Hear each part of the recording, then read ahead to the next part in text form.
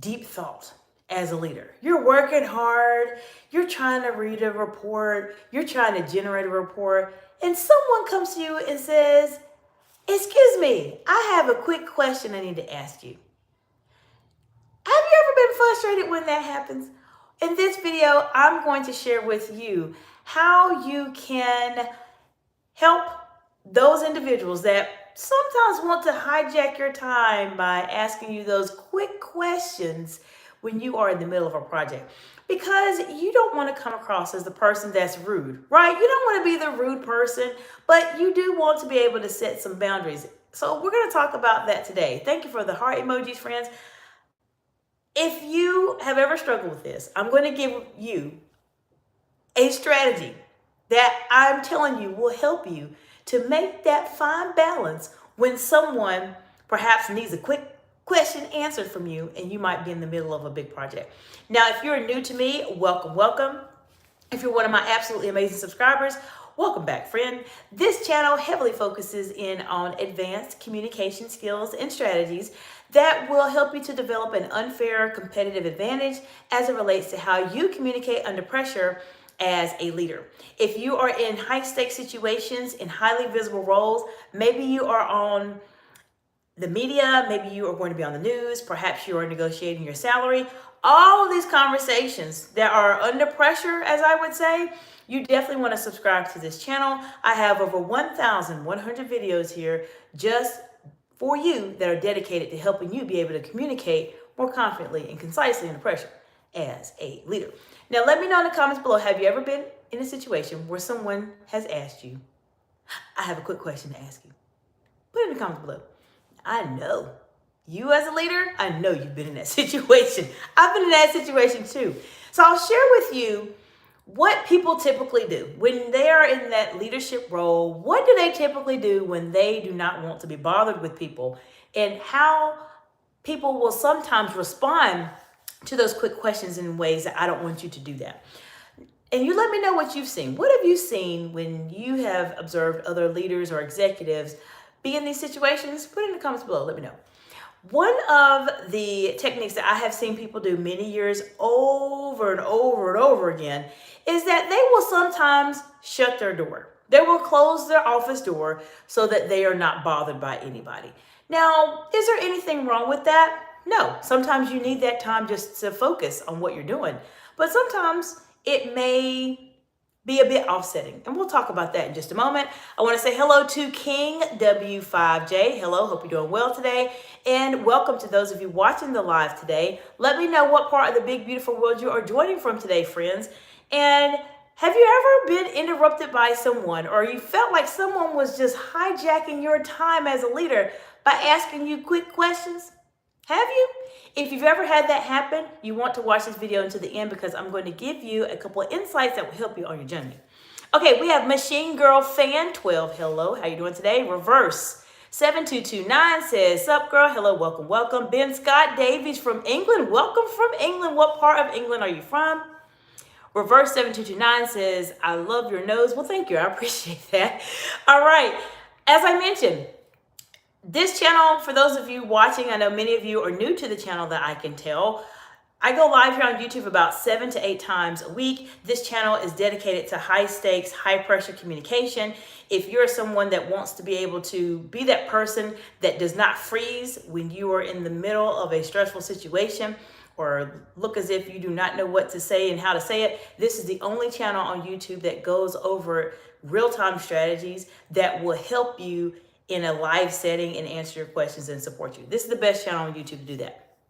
Ben Scott Davies 414 is from the South Somerset. Well, fantastic. Well, welcome. Appreciate you being here. As I was mentioning, some of the times people, when they're trying to avoid those quick questions, they may shut their office door, completely close their office door, which there's nothing wrong with that. Sometimes you need that quiet space to work. Another thing that I have seen people do when someone interrupts them, maybe they're in deep thought, maybe they're doing a report or they're just working on a presentation, and someone knocks and says, "Excuse me, I have a quick question I need to ask you." I have seen people become very frustrated because they're in deep thought. And you know how it is as a leader. When you're in deep thought and you're thinking, you do not want to detract. And if someone stops you, for anything, you look up and your eyebrows go down and you're just like, what do you want? Everybody, we know that happens. We know that happens, right? We've all done it at some point in time in our careers. And some people will act that way. They will say, I don't have time right now. I can't talk to you right now. Come back in a little while. This is what people do. Why is it so offsetting?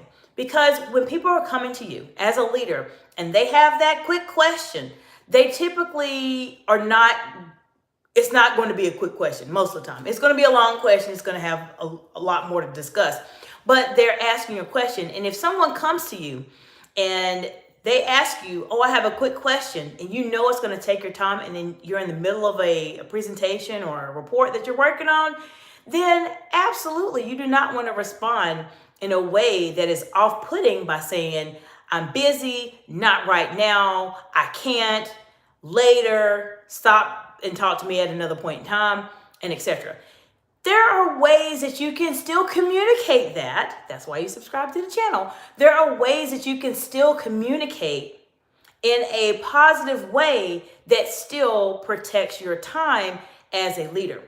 Let me give you an example of what I have done many years, and many of you know I've been in senior executive roles. I have been the C-suite executive. I have managed businesses, managed millions of dollars, all those things. I understand how that works. So let me share with you what I do, what I have found to be successful to still acknowledge the person that's coming to ask you that, remember, that quick question, but be able to protect yourself so that it doesn't appear that you're frustrated with them. Are you ready? Let's say someone comes in and they ask me specifically, I have a quick question. This is typically the response that I give to them. And let me know in the comments below, what are some responses that you have done in the past when you felt like your time was being hijacked by those quick questions? Put it in the comments below. Let's talk about it. When someone comes to me and says, Dr. Jacinta, I have a quick question I need to ask you. If I'm in the middle of deep thought, it will take me a moment to readjust. And I'm being honest with you.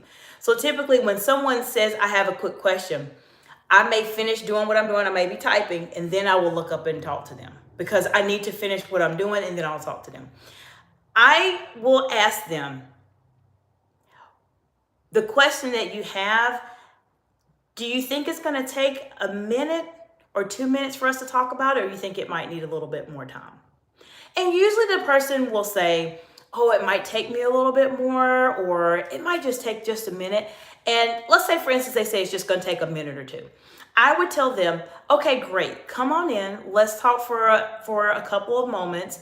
And if we see that this conversation we're having is going to go past 1 or 2 minutes, then let's schedule some time for us to discuss it when I have more time that I can devote to you.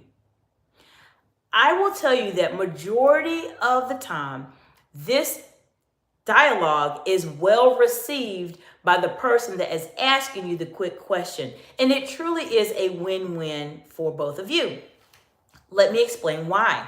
It is a win for the person because typically when someone comes to you as a leader, they legitimately have something they want to talk to you about. Now, it may not be the most important topic. It may not be a fire. It may not even be urgent at all. It may be something that you don't even want to hear about. But they have a reason why they have the courage to come and talk to you, and they need to talk to you about it immediately. So this allows this person to feel heard, at least so that they feel as if you are listening to them and that you are making time for them, even though you may be very busy. That person will come into the conversation and they'll start talking. Now, in your case, it helps you to set that boundary before the conversation starts. Take what I said. You can rearrange it and say something slightly different. But in this dialogue I shared with you, I started off by setting the boundary at the beginning saying, will this take 1 or 2 minutes? This person I spoke with agreed and said yes. And then I came back and said, fantastic. If it's going to take us 1 or 2 minutes, perfect. If it's going to go a bit longer than that, then let's plan to have some more time or schedule a time when we can talk, when I can devote more time to you. I set my own boundary. Therefore, I'm going to prevent my time that I need to work on this project, presentation, whatever I'm doing, from being hijacked by someone that may talk a bit longer. Now, it's a win-win for them because they are being acknowledged. They are at least able to talk to you about whatever it is that's on their mind. And then it's a win-win for you because you are still able to be that leader that is present, that makes your team feel welcome, that they can come and talk to you about whatever it is that is going on specifically, and that you are setting up your own boundaries so that this conversation doesn't go too far past the time that you have already allocated to it. Now, the major part where leaders make a mistake when this happens is that that person that came in for that minute or two, they start talking, and then you start talking, and they start talking, and you look at your clock and you're thinking, oh wow, it's 30 minutes. This was supposed to be a 1 to 2 minute conversation. What did I do wrong? Let me tell you what you did wrong. When you started that conversation, you completely forgot to make sure to reinforce the boundary. Meaning that as soon as you notice, literally, if someone tells you a 1 or 2 minute conversation and you are truly pressed for time and you do not need your time hijacked, when I start that conversation, I would very quickly look down at my watch and subtly, you don't want to be that person looking at it, but subtly look at my clock and see what time it is. And I would look to say, okay, this is going a bit over time. I would do all that in advance. But when you're in the conversation and you're starting to notice that it is going a bit longer than that 1 to 2 minute time frame that you have already agreed upon with this person that just came to your office to ask you a quick question that we know is not going to be quick, you have to be the person that resets the boundary, that says, this has been a great discussion. I know we're running out of time. When would you be able to discuss this further so that we can go into more detail on it? And the person will typically say, oh, at this time, that time, anytime, whatever the case may be.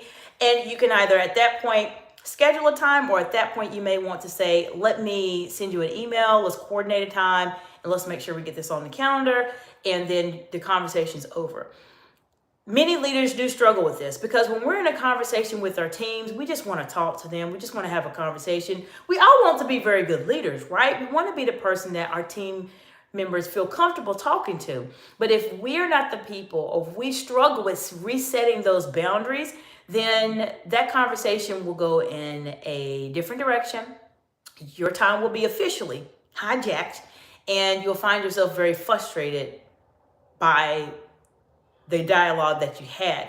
And sometimes what I've noticed that happens is that subconsciously or internally, we develop some form of a resentment to that person because they interrupted us doing a project that may have been very important, or we needed to complete that day, but we were interrupted and we weren't able to complete it. And there's this very small amount of resentment that we have toward that person. Why do I tell you that? Because I have seen this happen many times with leaders in those very high pressure situations, which is the reason why I brought this up, because you will be that person that has a knock on your door. Can I ask you a quick question? It will happen to you as a leader. And I want to make sure that you are still able to respond in a respectful way, but be that person that sets the boundary. Now, what I'm sharing with you, we talk a lot about as it relates to high stakes, high pressure communication. If you are at the point where you are perhaps new to being able to communicate under pressure, or you may be more seasoned in communicating under pressure, I have several playlists here on the channel that specifically talk about how to set boundaries and handle pushback. Take a look at the playlist on the channel. They will help you out tremendously. But what I'm sharing with you, all of these topics, these situations are high stakes, high pressure situations. When you have someone asking you questions like that, it is a high stakes, high pressure type of situation. You want to make sure that you respond in the most respectful, courteous way as you can, but still be that executive that knows when the conversation has got to stop. We need to stop this conversation. Do not be the person that just lets the conversation go on and on and on when you know you have a project or a presentation or something along those lines that you are working on. Now, I want to know from you, what are some situations that you have noticed that have happened to you where you felt like your time was completely being hijacked? Put them in the comments below so we can talk about them and help our community to grow. For those of you that are new to the channel, my mission here is to build the largest high stakes communication content library for leaders on planet Earth. Yes, that is a big mission, but that's what I'm set out to do. And the only way that I'm able to do this, I cannot do it by myself, number one. But as a community, I know many of you are joining part from different parts of the world. We have someone here from England, as was mentioned earlier. The more information we share with each other about the situations that we have experienced as leaders, when our time has been hijacked and how we managed it, it allows the community to look at the comments or look at the dialogue. And when they are presented with those type of situations, they can say, oh, I remember on this amazing YouTube channel that they talked about what you should do when someone continues to interrupt you with those quick questions. Let me try to speak in a different type of way. This is how we grow, and I want everyone to be able to communicate at a higher level than your peers. Many people that are in leadership roles, they know exactly how to communicate, but when the pressure is on and when the stakes are high, they tend to stumble, they don't know what to say, they don't know how to say it, they struggle. And if you subscribe to this channel and you watch my content here, these situations that you struggle with, you will not struggle with them as much as you have before. Now, if you're at a point where you are truly ready to make a transformation in your life, then that is where you and I should work together. Feel free to reach out to me at exciteexcellence.org. There are multiple ways for the two of us to work together so that I can support you to be that person that can communicate at a higher level than your peers and completely transform how you speak as it relates to being under pressure. I have helped many of my clients over the years gain over $500,000 in additional salaries, income, revenue by working with me. How do I do that? I help them to understand exactly how they need to communicate when they are under pressure, handle their emotions under pressure, and be able to control their tone of voice under pressure. All of that is my expertise, and I'm here to share it with you in a live setting as much as I can. When we're in a group setting like this, I can only do but so much when I'm in front of the World Wide Web, but there comes a point in time where you know you need someone to sit with you directly, and that's what I'm here to support you with. Let me know what questions you have. Feel free to let me know what challenges you're dealing with. Please bring to me the hard challenges. I can manage the easy challenges that you might be navigating professionally, but my expertise is in the more difficult situations. Let me know how I can support you, what questions you have specifically. As I mentioned earlier, feel free to subscribe to the channel. The like